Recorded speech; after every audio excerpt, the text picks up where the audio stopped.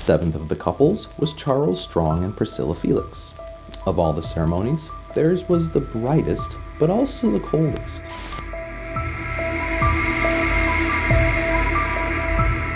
When the third day dawned, Professor Pemberton announced that there was no reason whatsoever to delay the unions of his students and their counterparts. It was, as he said, inevitable. Therefore, at the insistence of Professor Pemberton's students, marriage ceremonies were scheduled for the following day.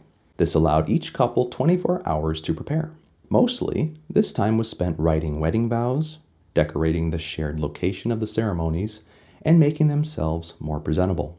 Conducted in alphabetical order, based on the surname of the groom, the first couple to be married was Richard Bard and Elizabeth Candace.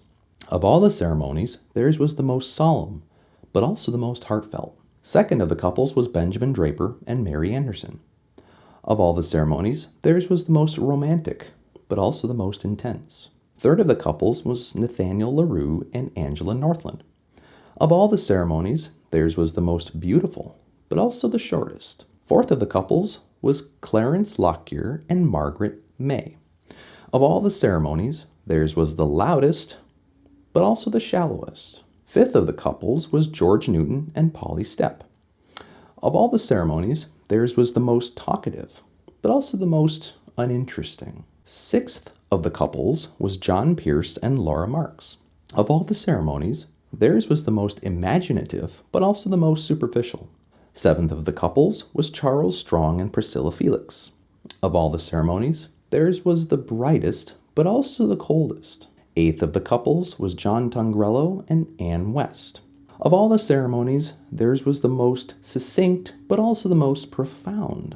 And ninth of the couples was Isaiah Wanton and Shelley Ramsden.